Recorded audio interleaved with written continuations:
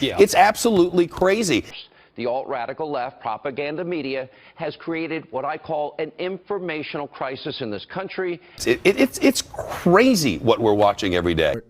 And it's all about unification. We're unifying the party, and hopefully we're going to be able to unify the country. To me, I've been talking about that for a long time, but it's very, very important to me.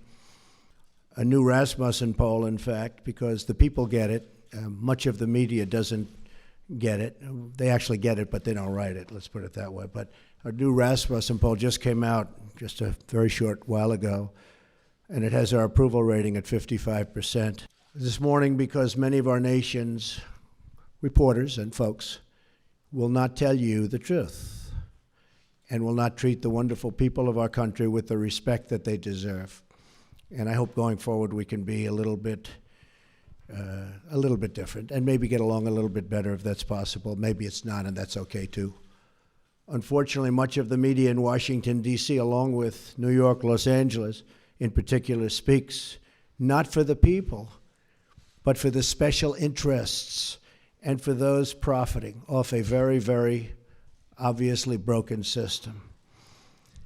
The press has become so dishonest that if we don't talk about it, we are doing a tremendous disservice to the American people. Tremendous disservice. We have to talk about it. He keeps repeating ridiculous throwaway lines that are not true at all. This administration is running like a fine-tuned machine.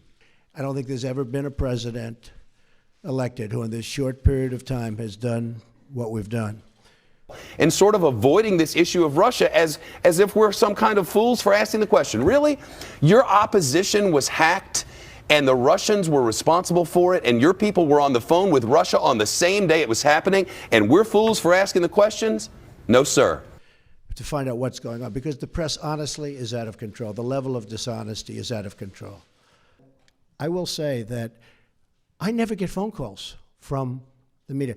Wall Street Journal did a story today that was almost as disgraceful as the failing New York Times' story yesterday.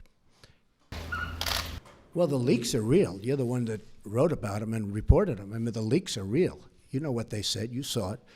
And the leaks are absolutely real. The news is fake because so much of the news is fake. So one thing that I felt it was very important to do, and I hope we can correct it, because there's nobody I have more respect for, well, maybe a little bit, but than reporters, than good reporters.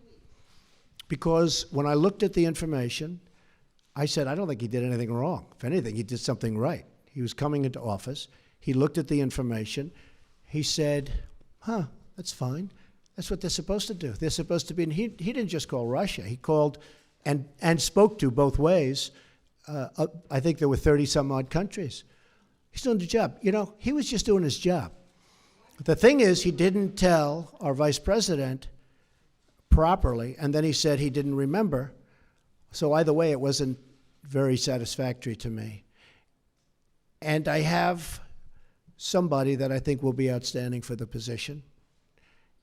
And that also helps, I think, in the making of my decision. But he didn't tell the Vice President of the United States the facts, and then he didn't remember. And that just wasn't acceptable to me. Mike Flynn is a fine person, and I asked for his resignation. He respectfully gave it. He is a man who there was a certain amount of information given to Vice President Pence, who's with us today, and I was not happy with the way that information was given.